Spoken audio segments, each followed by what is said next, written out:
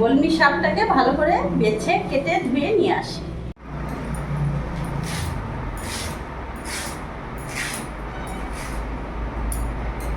শাকটাকে ভালো করে কেটে ধুয়ে নিয়ে চলে এসেছি। এখানে কড়াইও বসিয়ে দিয়েছি, কড়াইও গরম হয়ে গেছে। এখানে আমি রিফাইন অয়েল দিয়ে দেবো।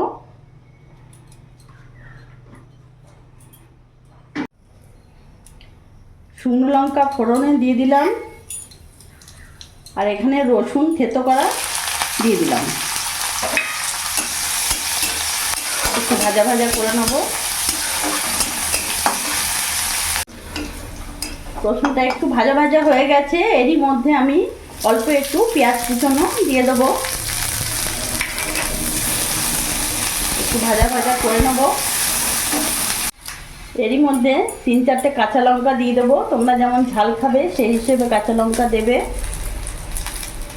আমি এখানে 4টে কাঁচা লঙ্কা দিয়ে দিলাম।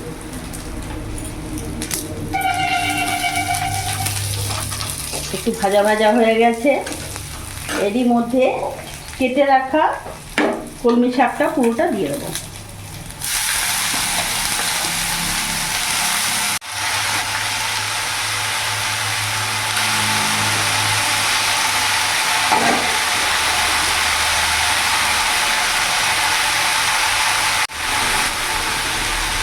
ভালো করে একটু নাড়াচাড়া করে নেব।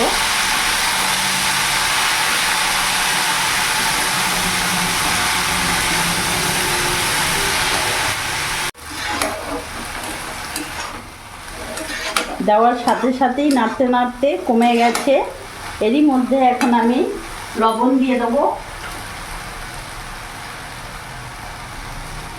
পরিমাণ মতো লবণ দিয়ে দিলাম। সামান্য একটু হলুদ দিয়ে দিলাম।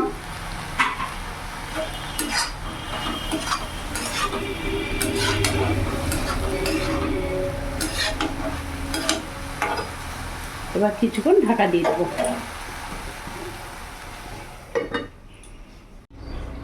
কিছুক্ষণ ঢাকা দিয়ে রেখে দিয়েছিলাম।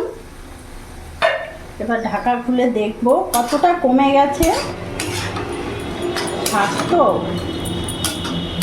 গ্যাসের ফ্লেমটা এখন একটু বাড়িয়ে দেবো।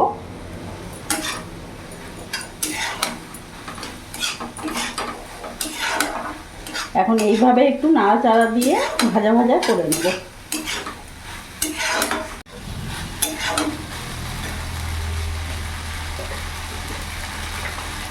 সামান্য একটু এতে চিনি অ্যাড করলাম স্বাদের জন্যে, প্রয়োজন মনে হলে দিও, নাহলে না দিলেও অসুবিধে নেই। এবার একটু নাড়াচাড়া করে একটু ভাজা ভাজা করব।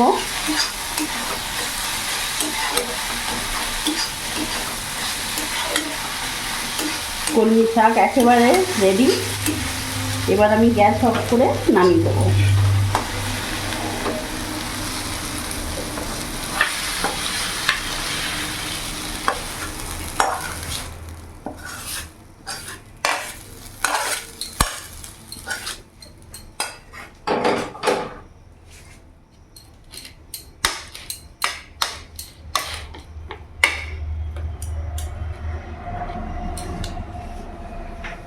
তো দেখলে আজকে আমি বানিয়ে ফেললাম কলমি শাক ভাজা। এইভাবে বাড়িতে বানিয়ে দেখো, সত্যি খুব ভালো লাগবে।